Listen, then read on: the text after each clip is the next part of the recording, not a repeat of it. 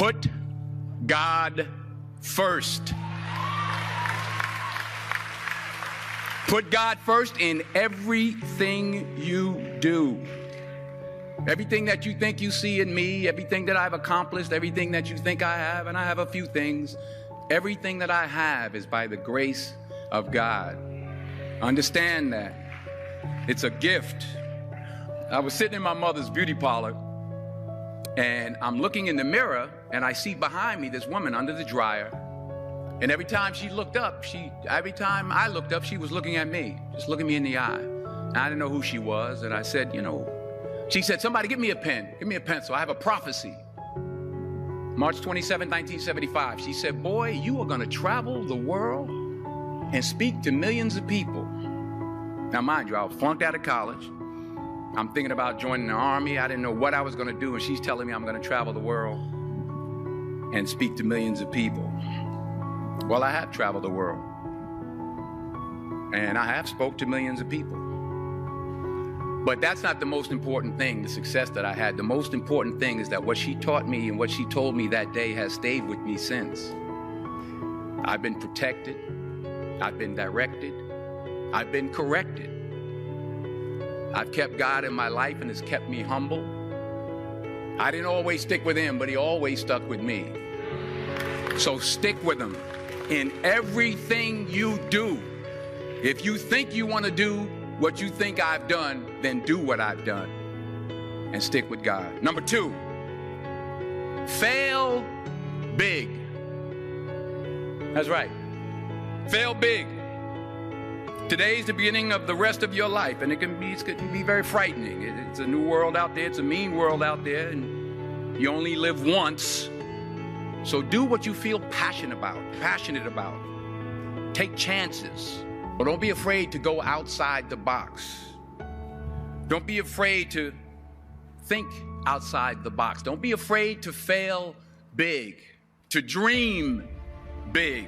But remember, dreams without goals are just dreams, and they ultimately fuel disappointment. So have dreams, but have goals. And understand that to achieve these goals, you must apply discipline and consistency. In order to achieve your goals, you must apply discipline, which you have already done, and consistency every day, not just on Tuesday and miss a few days. You have to work at it every day. You have to plan every day. You've heard the saying, we don't plan to fail, we fail to plan. Hard work works. Working really hard is what successful people do. Remember that. Just because you're doing a lot more doesn't mean you're getting a lot more done. Don't confuse movement with progress. My mother told me, she said, yeah, because you can run in place all the time and never get anywhere. So continue to strive, continue to have goals, continue to progress. You'll never see a U-Haul behind a hearse. I'll say it again. You'll never see a U-Haul behind a hearse. I don't care how much money you make, you can't take it with you. And it's not how much you have. It's what you do with what you have. We all have different talents. Some of you will be doctors, some lawyers, some scientists, some educators, some nurses. The most selfish thing you can do in this world is help someone else. Why is it selfish? Because the gratification, the goodness that comes to you, the good feeling that I get from helping others, nothing's better than that. Nothing's better than that. Not jewelry, not big house I have, not the cars, but it's the joy. That's where the joy is, in helping others. That's where the success is, in helping others. Finally, I pray that you put your slippers way under the bed tonight, so that when you wake up in the morning, You have to get on your knees to reach them.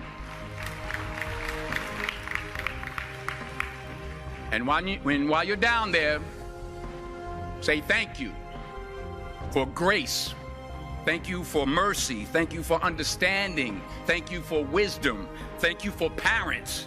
Thank you for love. Thank you for kindness. Thank you for humility. Thank you for peace. Thank you for prosperity. Say thank you in advance for what's already yours. It's how I live my life. That's why I am, one of the reasons why I am today.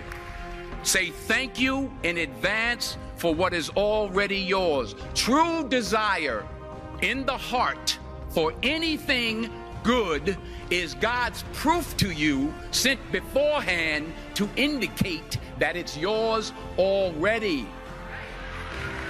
I'll say it again. True desire in the heart, that itch that you have, whatever it is you want to do, that thing that you want to do to help others and to grow and to make money, that desire, that itch, that's God's proof to you, sent beforehand already to indicate that it's yours. And anything you want good, you can have.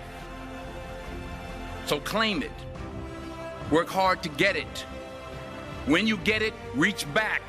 Pull someone else up. Each one, teach one. Don't just aspire to make a living. Aspire to make a difference.